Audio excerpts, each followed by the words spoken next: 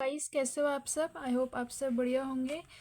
तो आज हम इस वीडियो में सीखेंगे कि एग्ज़ाम टाइम पे जब आप एग्ज़ाम देने जाते हो, एग्ज़ाम हॉल में जब आप बैठते हो, मान लो वो एग्ज़ाम आपका थियोरेटिकल है, तो कैसा भी एग्ज़ाम हो, तो आज मैं आपको सिखाऊंगी कि किस तरह आप अपने एग्ज़ाम को बहुत अच्छे तरीके से लिख सकते हो प्रेजेंटेशन के साथ। जो आपको ये वीडियो आपको सुपर हेल्पफुल होने वाली है, ठीक है।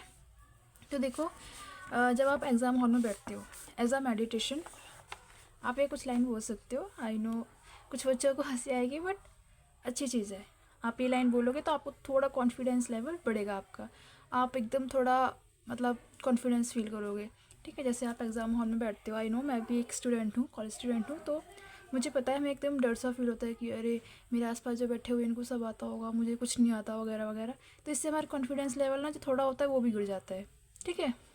तो आप ये बोलना, पढ़ के जाओगे और ये सब बोलना। पहले देखो, I am a healthy soul, ठीक है। I am a healthy soul, मैं एकदम फिट हूँ, एकदम ठीक हूँ, मुझे कोई बीमारी नहीं है, मुझे कुछ नहीं हुआ है, मेरा कंसंट्रेशन लेवल 100% है, मैंने सब कुछ पढ़ा है। भले ही आपने कुछ कुछ ना पढ़ा हो, कोई नहीं, बोलना मैंने सब कुछ पढ़ा है, मुझे सब कुछ आता है, और जो मुझे नहीं आता है वो किसी और को भी नहीं आता है। ऐसा सोचना कि जो मुझे आता है सिर्फ मुझे आता है, और जो मुझे नहीं आता है वो किसी को भी नहीं आता, सिर्फ मुझे मुझे मैं ऐसा अकेला नहीं हूँ, मैं ऐसी अकेली नहीं हूँ जो सिर्फ मुझे ही नहीं आता, वो किसी को भी नहीं आता। ऐसा सोचना, ठीक है। और इस एग्ज़ाम में जो भी लिखूँगी या लिखूँगा वो सब सही लिखूँगी, ठीक है। मतलब जो भी लिखोगे आप ये मत सोचना कि अरे कहीं गलत तो नहीं लिख रही मैं, कहीं कुछ गलत तो नहीं कर दिया मैंने। ऐसा नहीं, जो लिख रहे हो बिल्कुल सही लिख रहे हो, सब कुछ अच्छा ही होगा। I have all the powers, got it.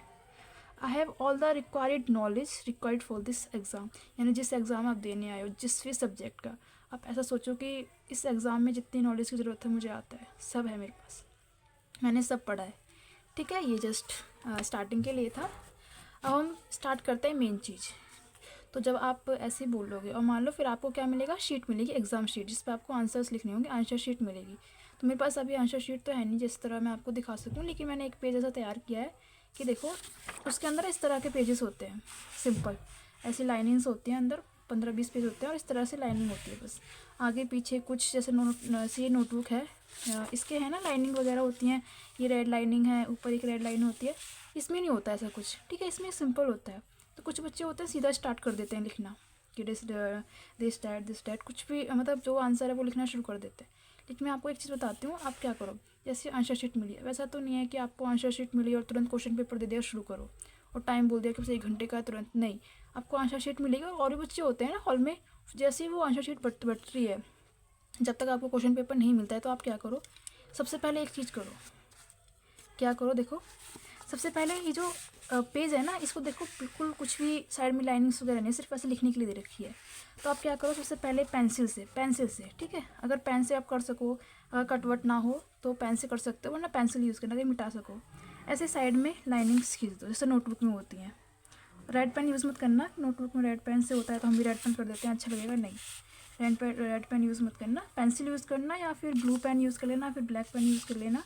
अगर पेन तब यूज़ करना अगर आपको कटवट ना हो, गलती ना हो। देखो इस तरह से, ठीक है। अब देखो ये देखने में अच्छा लग रहा है ना, देखो इसके 2 बेनिफिट हैं। क्या? पहला देखो, 3 बेनिफिट है, सॉरी।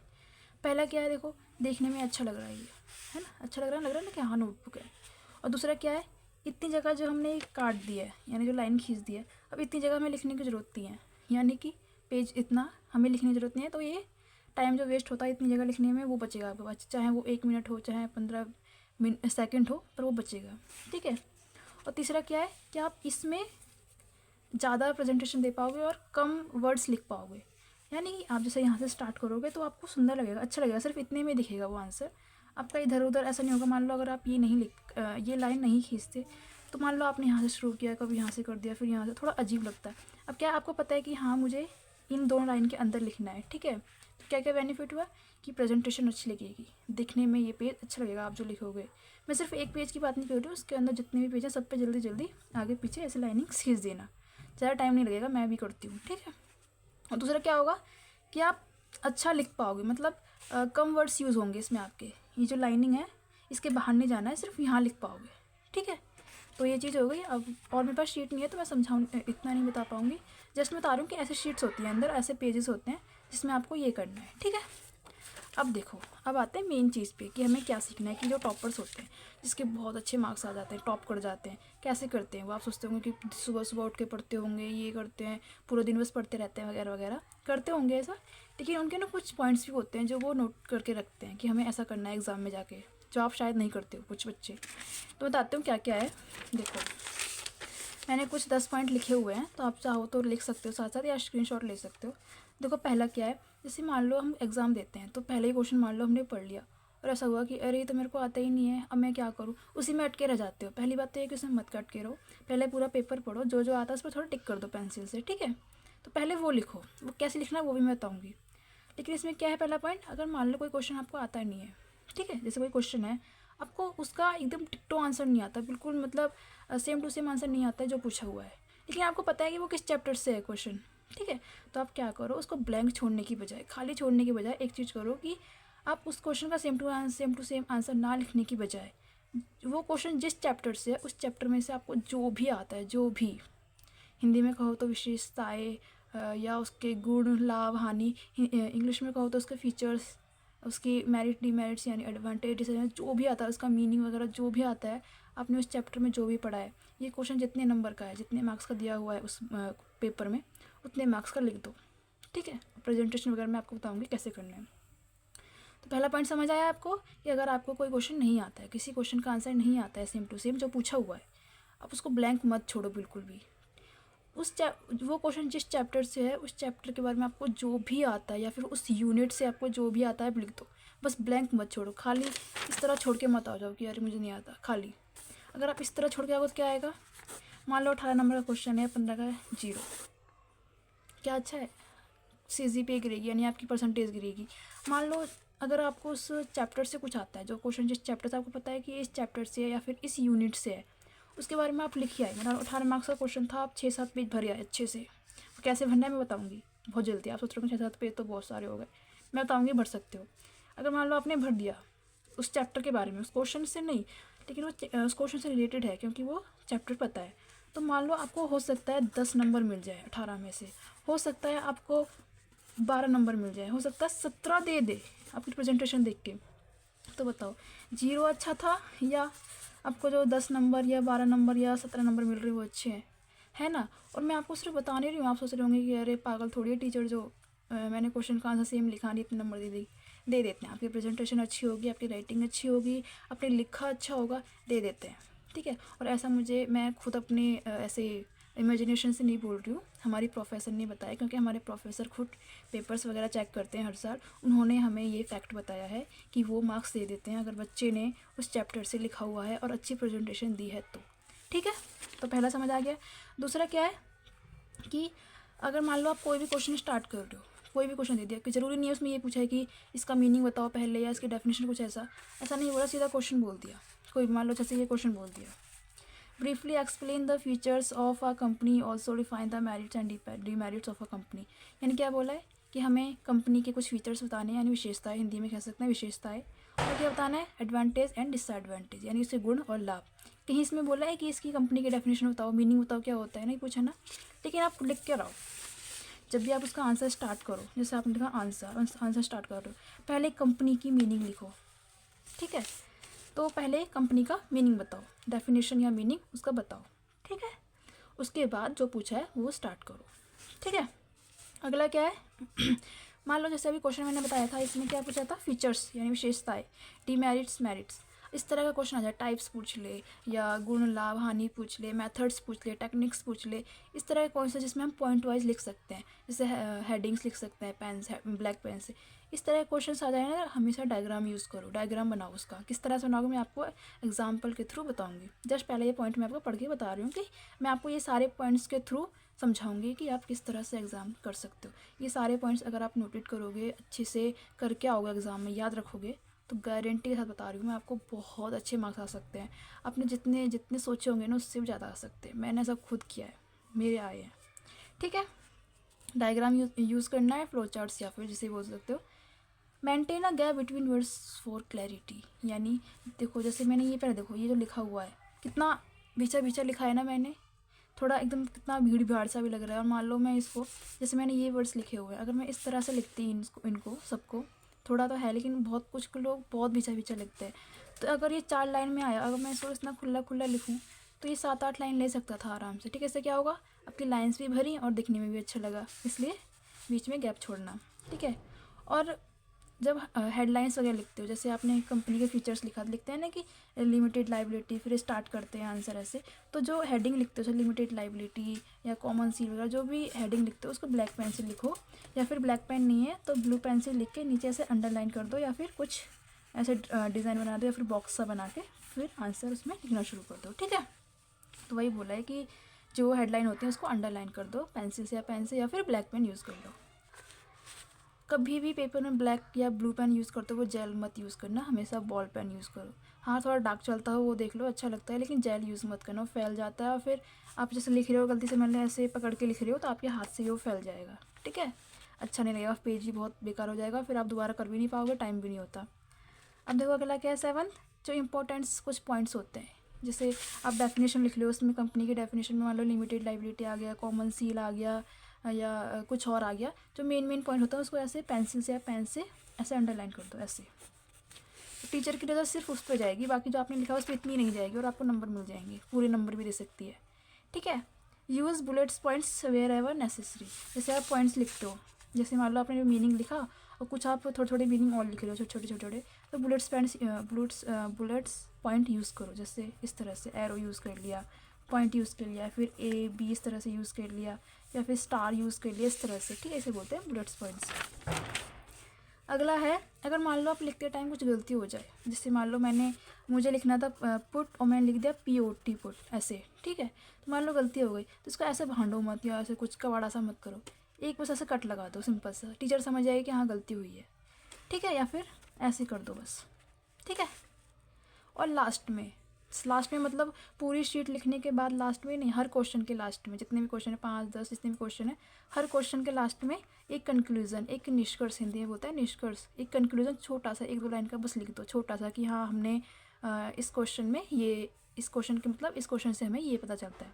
कुछ भी लिख दो, सिर्फ 1-2 लाइन का कंक्लूजन लिख देना, कंक्लूजन ब्लैक पेन से, नीचे उसका आंसर, सिर्फ 1-2 लाइन का, इतना बड़ा मत लिख देना, छोटा सा। ठीक है, अब इन पॉइंट्स को हम एग्जाम्पल के थ्रू समझते हैं। जैसे मान लो 2 क्वेश्चन आए हमारे पेपर में। पहला आया briefly explain the features of a company and also define the merits and demerits of a company, यानी हमें कंपनी के कुछ फीचर्स बताने हैं और डीमेरिट्स एंड मेरिट्स, यानी एडवांटेज एंड डिसएडवांटेज, हिंदी में बोलते हैं कंपनी की विशेषताएं एंड गुण और लाभ हमें बताने हैं। अब देखो इस क्वेश्चन में कहीं भी मीनिंग नहीं पूछा है कि कंपनी का मीनिंग भी बताओ, उसकी डेफिनेशन बताओ, ऐसा कुछ। ठीक है, देखो पहला क्वेश्चन शुरू करेंगे। क्वेश्चन इस तरह से लिखो, ब्लैक पेन से पहले ऊपर लिख दो क्वेश्चन नंबर 1 आंसर, हिंदी में लिखना, अगर हिंदी का पेपर दे रहे हो तो, या कोई सब्जेक्ट हिंदी में है आपका, हिंदी लैंग्वेज ले रखी है तो ऐसे लिख दो प्रश्न नंबर 1 का आंसर। ठीक है, ऐसे फिर नीचे स्टार्ट करो। अब देखो मैंने बताया था कि जब भी कोई भी क्वेश्चन का आंसर आप शुरू कर रहे हो, सिर्फ ये फीचर्स या मेरिट डीमेरिट्स नहीं, कुछ भी क्वेश्चन हो, कैसा भी टेक्निक्स मेथड्स कुछ भी पूछा हो, हमेशा पहले उसका मीनिंग लिखो, जो उसमें मेन चीज़, जैसे कंपनी के बारे में पूछा है पूरा क्वेश्चन तो कंपनी का मीनिंग लिख दो, पहले कंपनी का मीनिंग लिखो इस तरह से। देखो मैंने किस तरह से लिखा हुआ है, पूरा बीच में गैप भी छोड़ा हुआ है। ठीक है, समझ आ गया ना। अब देखो मैंने इसमें ना कुछ पॉइंट्स और लिख दिए मीनिंग के, ये भी इसके मीनिंग में इंक्लूड है, और इसमें मैंने देखो एरो का यूज़ किया है, बुलेट्स पॉइंट्स, मतलब मैंने पेज भरने के लिए इस तरह से, जैसे मैंने लिख दिया word company is a derivative of the Latin word companies, यानी जो लैटिन वर्ड कंपनीज था उससे हमें ये कंपनी वर्ड मिला है, तो मैंने इसको ब्लैक पेन से हाईलाइट कर दिया, यानी अंडरलाइन करने के बजाय ब्लैक पेन यूज़ करके हाईलाइट कर दिया। अगर the word company implied a group of person who ate together, यानी जो कंपनी होती है वो एक बहुत सारे लोगों का एक ग्रुप होती है, तो ये इसमें मेन पॉइंट क्या है, ग्रुप ऑफ पर्सन। ठीक है, मैंने इसको पेंसिल से अंडरलाइन कर दिया, समझ आया। और तो मैं यूज़ क्या कर रही हूँ, एरो, ताकि हर पॉइंट अलग से दिखे, और बीच में मैं देखो 2-2 लाइन छोड़ भी रही हूँ, कहीं 2 लाइन कहीं 1 लाइन छोड़ भी रही हूँ, इससे क्या होगा, पेज भी आपका भर रहा है, लाइन भी छूट रही है और अच्छा भी लग रहा है देखने में। बुलेट्स पॉइंट्स यूज़ कर रहे हो, ये भी अच्छा लग रहा है देखने में। हाईलाइट कर रहे हो, टीचर आपको ये पढ़ने के बाद सीधा ये पढ़ेगी, और उसको पता है टीचर को कि हाँ कंपनी में ऐसा होता है, सीधा नंबर दे देगी आपको। ठीक है, तो पहला हमने मीनिंग लिख दिया। अब आप बोलोगे कि एक पेज तो ऐसे ही भर दिया जब उसने पूछा नहीं था, कोई कुछ नहीं बोलेगा, बल्कि आपको इसको देख के नंबर और अच्छे मिल जाएंगे आपको। ठीक है, देखो इस तरह से यहाँ भी आर्टिफिशियल पर्सन की कंपनी आर्टिफिशियल पर्सन होती है, यानी कि इंसान की तरह नहीं होती है, इंसानों के द्वारा वो बनाई जाती है, तो आर्टिफिशियल पर्सन इसमें क्या है, एज अ मेन पॉइंट है, तो मैंने इसको हाईलाइट कर दिया। अब यहाँ पे ये according to section 3 of Indian company act 1956, यानी कंपनी एक्ट क्या है हमारा 1956, ये हमारा मेन पॉइंट था, तो मैंने इसको ब्लैक पेन से यूज़ करके लिख दिया। तो आप अंडरलाइन भी कर सकते हो, ब्लैक पेन का यूज़ भी कर सकते हो, ठीक है। अब देखो, अब मेन क्वेश्चन हमने शुरू किया, क्या पूछा था हमसे, features and demerits and merits. तो हम पहले हम करेंगे फीचर्स की, फीचर्स पूछे हुए हैं। देखो जरूरी नहीं है कि मैं इंग्लिश में लिखा हुआ था आप इंग्लिश में करोगे, ये हिंदी इंग्लिश दोनों के लिए, सब्जेक्ट हिंदी में हो, हिंदी लैंग्वेज में हो या इंग्लिश लैंग्वेज में, कोई फ़र्क नहीं पड़ता, आप इस तरह से करना, बस ये मैटर करता है, ठीक है। तो देखो आपको जितने भी पॉइंट आते हैं इस क्वेश्चन के, फीचर्स जो पूछा, जितने भी फीचर्स आते हैं 5, 6, 7 जितने भी आते हैं, उसको पहले एक डायग्राम के थ्रू बना दो। देखो इस तरह से, जैसे मैंने बनाया है ना इस पेज पे, जैसे आप फीचर्स यहाँ से स्टार्ट कर रहे हो लिखना, मतलब एक्सप्लेन करोगे, यहाँ पहले इसका डायग्राम बना दो, जैसे मैंने बनाया है बीच में। ये पेज अब अच्छा भी लग रहा है ना दिखने में। अब टीचर सबसे पहले आपका ये पेज देखिए कि आपने कौन कौन से पॉइंट लिखे हुए हैं, और ज़रूरी नहीं है यही बना के भी लिख सकते हो आप, पॉइंट भूल जाओ तो बना के लिख दो, आपको पता होना चाहिए कि हाँ जो टॉपिक है क्या है, कंपनी का आपको पता ही होगा बहुत कि क्या क्या होता है कंपनी में, लिख दो, जिसे मैंने लिख दिया, ठीक है, फीचर्स ऑफ अ कंपनी। अब आपको इस पेज पे कुछ और लिखने की बिल्कुल भी ज़रूरत नहीं, बिल्कुल भी नहीं, ये हो गया बस सेट। कितने पेज हो गए, 2 पेज हो गए हमारे, ठीक है।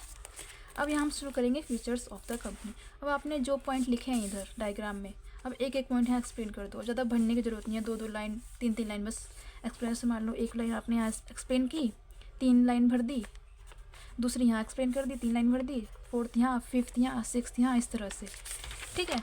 अब अगला क्या पूछा था हमसे, मेरिट्स एंड डीमेरिट्स। जैसे मैंने एक पेज भरा है, सिर्फ आपको बताया, मान लो आप ज़्यादा लिख रहे हो 2 पेज भी भर सकते हो, ज़रूरी नहीं है, ठीक है। लेकिन डायग्राम सामने बनाना, जैसे आप यहाँ एक्सप्लेन कर रहे हो जो भी चीज़, उसका डायग्राम सामने ही बनाना, या फिर उसके नीचे बना दो, कोई ज़रूरत नहीं है। सामने इसलिए बोल रही हूँ कि आपको फिर वो पेज भर जाएगा, आपको लिखने की ज़रूरत नहीं पड़ेगी, फिर एक पेज आपका वैसे ही भर जाएगा, ठीक है। अब क्या बोला है, मेरिट्स एंड डीमेरिट्स, यानी एडवांटेज एंड डिसएडवांटेज, गुण एंड लाभ, ठीक है। तो पहले हम मेरिट्स यानी एडवांटेज बताएंगे। तो हमें जो जो पता है इसके एडवांटेज क्या क्या होते हैं कंपनी के, डायग्राम बना दिया हमने, देखो इस तरह हमने इधर साइड बना दिया। आप चाहो तो सिर्फ पहले एक पेज पे मेरिट्स का बना दो, अगले पेज पे यानी यहाँ लिख के मेरिट्स सारे एक्सप्लेन करके, अगले पेज पे डीमेरिट्स, लेकिन मैंने एक जगह ही बना दिया। अब देखो यहाँ मेरिट्स का लिख दिया मैंने, 3 मुझे आते थे, डीमेरिट्स के मुझे 3 आते थे, मैंने बना दिए, ठीक है, इस तरह से। अब ये पेज आपको लिखने की कुछ ज़रूरत नहीं है, भर गया पेज ये। अब यहाँ पे मेरिट्स एक्सप्लेन कर दो, जितने भी 3 लिखे हैं आपने, 3 एक्सप्लेन कर दो, ज़रूरी नहीं है जो आपने 3 लिखे हैं उसके बाद थोड़ा थोड़ा कुछ और लिख दो, बीच में 1-2 पॉइंट ऐड कर दो, कुछ और ऐसे एरो लगा के, इस तरह से, ठीक है। अब डीमेरिट्स, सेम डीमेरिट्स का डायग्राम हमने बना ही दिया था, इसको बोलते हैं डायग्राम या फ्लो चार्ट। 3 हमने लिख दिए थे, यहाँ एक्सप्लेन कर दो, ठीक है, इसी तरह से। अब देखो लास्ट टाइम मैंने बोला था ना कंक्लूजन लिखना है, यानी निष्कर्ष कि क्या निष्कर्ष निकलता है। तो देखो क्या लिखा मैंने, in the conclusion we can say that a company is a great option for large business but it requires following strict rules and managing effectively. यानी कुछ भी लिख सकते हो, ज़रूरी नहीं है, मैंने जस्ट क्वेश्चन के अकॉर्डिंग लिखा है कि हम कंक्लूजन में ये कह सकते हैं, यानी निष्कर्ष में हम ये कह सकते हैं कि जो कंपनी होती है वो, अगर हम किसी लंबा बिजनेस करना चाहते हैं, यानी कि हम लार्ज स्केल पे, बड़े स्केल पे बिजनेस करना चाहते हैं, तो कंपनी का अच्छा ऑप्शन होता है। लेकिन इसके कुछ डीमेरिट्स एंड मेरिट्स भी होते हैं, आप ये लिख सकते हो क्योंकि आपने बताया हुआ आंसर में और पूछा भी था, ठीक है। और ये भी लिख सकते हो कि कंपनी अच्छा ऑप्शन होता है लार्ज स्केल पे बिजनेस करने के लिए, लेकिन इसको कुछ ऐसे रूल्स होते हैं जो बहुत स्ट्रिक्ट होते हैं और जो फॉलो करने होते हैं, या ऐसे लिखते हो लीगल रूल्स होते हैं जो फॉलो करने होते हैं, ठीक है। ये हो गया हमारा कंक्लूजन, 1-2 लाइन का। अब सेकंड क्वेश्चन क्या पूछा था, देखो, briefly explain the different types of a company with examples. यानी इसने बोला कि कुछ डिफरेंट टाइप्स, यानी कुछ टाइप्स बताओ कंपनी के, कितनी टाइप की कंपनियाँ होती हैं, हमें कुछ टाइप्स बताने हैं कंपनी के, साथ में एग्जांपल भी देना है। अब देखो इसने भी मीनिंग नहीं पूछा है ना, कि मीनिंग बताओ कि कंपनी का क्या मतलब होता है, लेकिन हम क्या करेंगे, पहले पेज पे सेम, तो मैंने यहाँ लिख के बताया नहीं है, लेकिन पहले पेज पे सेम ही लिख दो, question number 2 answer, meaning of a company, same वही करना जो हमने फर्स्ट पेज पे किया था, क्योंकि ये सेम क्वेश्चन था इसलिए मैंने लिखा नहीं, सेम यही लिख दो, मतलब इस तरह से लिख दो, मीनिंग लिख दो, उसके कुछ जो मेन पॉइंट्स थे वो लिख दो, उसको ऐसे हाईलाइट कर दो, ठीक है, समझ आ गया ना। अब देखो पेज हमारा ये बढ़ जाएगा, सेकंड क्वेश्चन का मीनिंग लिख देंगे हम, इसमें बढ़ जाएगा। सेकंड में क्या है, मेन क्वेश्चन क्या था, टाइप्स, कि हमें इसके प्रकार, यानी कि टाइप्स, कंपनी के कितने प्रकार के होते हैं। वैसे बहुत प्रकार के होते हैं, आप चाहे तो कितने भी प्रकार के लिख सकते हो, 10-15 टाइप्स के होते हैं, ये मैंने सारे नहीं लिखे हैं, आपको जितने भी आते हैं क्वेश्चन के अकॉर्डिंग जितने भी आते हैं आप लिख दो। मैंने क्या किया, जितने मुझे आते थे मैंने एक डायग्राम बना लिया, यानी फ्लो चार्ट कह सकते हैं, डायग्राम इस तरह से बना लिया। देखो इस तरह से मैंने डायग्राम यूज़ किया। अब चाहो तो कुछ भी तरह का डायग्राम यूज़ कर सकते हो, इस तरह से डायग्राम यूज़ कर लो। मान लो इस तरह से एक ऐसे बना दो, यहाँ पे इसे मान लो बलून्स होते हैं ना, गुब्बारे लेके जो खड़ा रहता है बाज़ार में, इस तरह से यूज़ कर लो। ये देखने में देखो अच्छा लग रहा है ना। अब इसमें जो आपने टाइप्स लिखे हैं इसके अंदर मतलब बड़ा बना के लिख दो यहाँ टाइप्स ऑफ अ कंपनी, और यहाँ पे वो जो टाइप्स लिखोगे वो लिख दो इस तरह से। और देखो इस तरह से बना सकते हो। इससे पहले भी मैंने आपको कई डायग्राम दिखा दिए, दो वैसे बना सकते हो किसी भी तरह का, लेकिन फूल वूल मत बनाना साइड वाइड में, क्योंकि ड्राइंग नहीं कर रहे हैं, एग्ज़ाम कर रहे हैं। तो सिंपल इस तरह से बना के छोड़ दो। ये पेज भर गया। इधर साइड टाइप्स जितने भी आपने लिखे हैं एक्सप्लेन कर दो। मान लो आपने पहले लिखा 1% कंपनी, 1% कंपनी का मीनिंग लिख दो एक दो लाइन में। उसके बारे में आपको जो भी पता है थोड़ा थोड़ा एक्सप्लेन कर दो, ऐसे एरो लगा के कि दिस वन इज़ वन, जैसे कि 1% कंपनी ऐसे लिख दो कि इसका फुल फॉर्म क्या होता है, जैसे 1% कंपनी। दूसरी एरो लगा के इसके बारे में कुछ लिख दो और, ठीक है। इस तरह से फिर अगला पॉइंट लिखा आपने, दूसरी कंपनी लिखा, उसके बारे में लिखा मीनिंग थोड़ा सा एक दो लाइन का बस। उसके बाद थोड़ा एक्सप्लेन कर दो कि इस कंपनी में ऐसे मैनेजर्स होते हैं, इस कंपनी में ये गवर्नमेंट कंपनी है तो इस पर पूरा गवर्नमेंट का कंट्रोल होता है वगैरह वगैरह। इस तरह से आपके 2-3 पेज वैसे ही भर जाएंगे, ठीक है। अब लास्ट में क्या लिखोगे आप, कंक्लूजन, यानी कि निष्कर्ष। तो क्या कुछ भी लिख दो, जैसे आपने टाइप्स लिखे थे, मीनिंग भी लिखा था, तो आप क्या लिख सकते हो, in the conclusion we can say that different types of company suit different business needs. यानी कि टाइप्स कंपनी के होते हैं, ये नहीं होता है कि आप कंपनी शुरू कर रहे हो तो कोई भी कंपनी, मतलब कि आपको ये कंपनी शुरू करनी है, लेकिन नहीं, आपको जिस तरह की कंपनी की ज़रूरत है, आप जिस तरह की कंपनी शुरू करना चाहते हो, छोटे स्केल पे, बड़े स्केल पे, government company, private company, limited company, आप अपनी ज़रूरत के हिसाब से, अपनी नीड्स के हिसाब से शुरू कर सकते हो। हमने ये लिखा, ठीक है। हिंदी में लिख सकते हो कि निष्कर्ष में हम यह कह सकते हैं कि हम अपनी ज़रूरत के अकॉर्डिंग, यानी अपनी नीड्स के हिसाब से हम कंपनी का टाइप यानी प्रकार चुन सकते हैं, यानी चूज़ कर सकते हैं, ठीक है। तो ये एग्जांपल मैंने देके आपको इसलिए समझाया ताकि आपको समझ आ जाए अच्छे से। अगर आपको अभी थोड़ा डाउट है तो आप दोबारा इस वीडियो को रीस्टार्ट करके देख सकते हो। और जो पॉइंट्स ये थे मैं सारे पॉइंट्स इसमें यूज़ किए। मैंने देखो जेल पेन यूज़ नहीं किया, बॉल पेन यूज़ किया, ब्लैक ब्लू पेन यूज़ किया, बुलेट्स पॉइंट्स यूज़ किए, जो इंपॉर्टेंट पॉइंट्स से उनको अंडरलाइन किया, ठीक है। और मैंने बीच में गैप भी छोड़े वर्ड्स के बीच में। और जैसे मान लो ये क्वेश्चन था, ये याद रखना कि अगर मान लो आपको कोई क्वेश्चन नहीं आता है तो उसमें अटके मत रहना। सबसे पहले तो जो आपको आता है पहले पेपर पढ़ना, जो क्वेश्चंस आते हैं वो पहले ख़त्म करना, बाद में जो नहीं आता उसको छोड़ के बिल्कुल भी मत आना। जैसे मैंने बताया है कि सेम टू सेम आंसर नहीं आता है इस क्वेश्चन का, लेकिन आपको पता है कि वो किस चैप्टर से है, किस यूनिट से है, और उस चैप्टर के बारे में अगर आपको आता है तो जो भी आता है लिख दो। मतलब ऐसा नहीं पूरी बुक लिख दो, जितने नंबर का 10 नंबर का 10 नंबर के अकॉर्डिंग 3-4 पेज लिख दो, डायग्राम यूज़ कर लो। अब ऐसा मत बोलना कि सेम टू सेम तो आंसर आते नहीं, फिर मैं डायग्राम क्यों यूज़ करूँ, मैम नंबर काट लेगी, बिल्कुल भी नहीं। जैसे मान लो फीचर्स की बजाय जैसे ये क्वेश्चन था, जैसे मान लो ये क्वेश्चन है और आपको ये क्वेश्चन टाइप्स आते ही नहीं कि कंपनी के टाइप्स कौन कौन से, आप भूल गए, एक दो टाइप्स आता है बाकी नहीं आते, तो आप उसके फीचर्स लिख दो कंपनी के। आपको एडवांटेज डिसएडवांटेज आते हैं वो लिख दो, पहले उसका मीनिंग लिख दो, इस तरह से डायग्राम यूज़ कर लो। तो जो टीचर होगी, जो भी चेक करने वाला होगा, बिल्कुल भी नंबर नहीं काटेगा, बिल्कुल भी नहीं कट करेगा आपको, बल्कि 0 की बजाय 18 में 17-16 नंबर पक्का दे देगा। तो 0 की बजाय वो कहते हैं something is better than nothing, यानी कुछ ना करने से तो अच्छा है कुछ करो। तो 0 ब्लैंक छोड़ने से अच्छा है करके आना, जो उस चैप्टर से आपको आता है भर देना, लिख देना बस। राइटिंग अच्छी करना चलता है, डायग्राम्स यूज़ करना इस तरह से, ठीक है। फिर से दिखा रही हूँ मैं, इस तरह से डायग्राम्स यूज़ कर लेना अच्छे अच्छे, फूल वूल मत बनाना, सिर्फ डायग्राम इस तरह से बना के आना। और जो मैंने बताया आपको, जिस चीज़ के बारे में पूछा पहले उसका मीनिंग लिख दो, उसके बारे में कुछ लिख दो, जो भी उसके बारे में आपको आता है, जो भी आता है। ये मैं सोचना कि अरे कहीं कुछ वो ना हो जाए कि टीचर गलत समझ ले। जो भी आता है कि कंपनी में इस तरह से एक मैनेजर होता है, इस तरह से ये होता है, वो थोड़ा थोड़ा मतलब जो मेन लगे कि हाँ कर सकते हो लिख दो, जस्ट पेज भरने के लिए। तो लगा होगा ना आपको कि मतलब डायग्राम से आपके 3-4 पेज तो डायग्राम से ही भर गए आपके, ठीक है। बाकी आप थोड़ा थोड़ा गैप दे के एक्सप्लेन करोगे, ऐसे पॉइंट्स यूज़ करोगे। पहला पेज आपका मीनिंग से भर गया है ना, देखो पहला पेज आपका मीनिंग से भर गया। तो अब देखो ज़रूरी नहीं है फीचर्स में हमने क्या क्या बताया था, देखो इसे सेपरेट लीगल एंटिटी, आर्टिफिशियल वगैरह, ये जो पॉइंट्स है ना, इसको थोड़ा थोड़ा यहाँ एक्सप्लेन कर दो चाहो तो, कि मतलब जैसे मैंने यहाँ किया है ना, artificial person, it is incorporated and registered as an artificial person, और आर्टिफिशियल पर्सन एक इसका फीचर भी है, मैंने इधर एक्सप्लेन किया हुआ है। तो इस तरह से पेज भरने के लिए काम आते हैं और ये अच्छा भी लगता है देखने में। और इस तरह से स्टार्ट करो और ये सिर्फ इंग्लिश के लिए नहीं है, सिर्फ ये जो कंपनी बिजनेस में होता है कॉमर्स स्ट्रीम में, सिर्फ इसके लिए नहीं है, ये हर स्ट्रीम के लिए बता रही हूँ। जो भी आपका थ्योरेटिकल पेपर हो, प्रैक्टिकल पेपर में भी आप कर सकते हो, अकाउंट का पेपर में भी, अगर उसमें थ्योरेटिकल क्वेश्चन आया हुआ है तो। ठीक है, तो आई होप आपको समझ आया होगा। और पहला जैसे मैंने बताया था आपको, सबसे पहले क्या करना है, शीट मिलते ही आपको पेंसिल से इस तरह से लाइन खींच दो, प्रेजेंटेशन अच्छी लगेगी। अब इसके बाहर आपको लिखने की ज़रूरत नहीं है, जितना 1 मिनट 10 सेकंड 20 सेकंड जो आपके खर्च होने वाले थे इधर साइड लिखने हैं वो बच जाएंगे आपके, और लिखने में भी आपको अच्छा लगेगा। ठीक है, सिर्फ इसके अंदर अंदर लिखना अच्छा लगेगा। जल्दी कर दो, बस 2-3 मिनट में लाइन खिंच जाती है, मैं भी करती हूँ। ठीक है, तो आई होप आपको अच्छा लगा होगा ये।